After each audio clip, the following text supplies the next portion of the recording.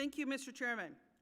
I appreciate the committee holding this markup today, but instead of choosing a bipartisan bill with real comprehensive reform or legislation that includes the executive branch and the courts, they are choosing to mark up a brand new bill that we've just received text for. And there is already a pending bill that addresses this issue. For example, in H.R. 5106, just the very first sentence, it prohibits members of Congress and their spouses from owning or trading stocks. Whereas the sentence on this one just says it merely restricts members of Congress.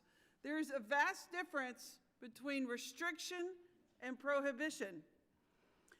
H.R. 7008, this chairman's new bill, states to amend to Chapter 131 of Title V to require certain restrictions, whereas this other bill is an outright prohibition. The chairman's new bill is not a stock trading ban, it is a restriction ban. It's a restriction on stocks purchasing with a requirement to report stock sales, which members already abide by.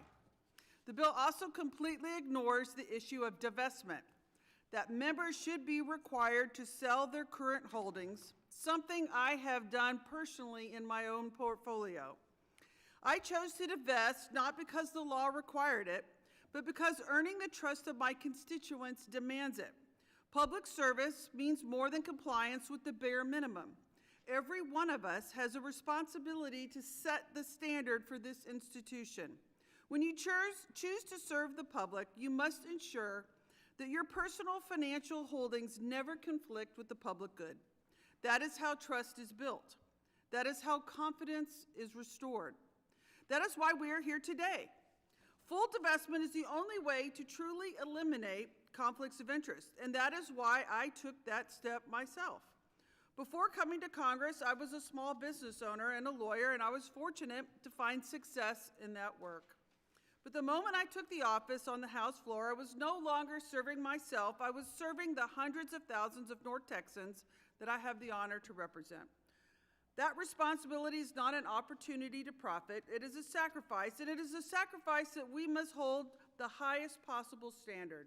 If we as members of Congress of the United States are unwilling to make that sacrifice, we have no right to ask the American people for their trust. My amendment requires full divestiture instead of a 7-day notice of a sale of stock.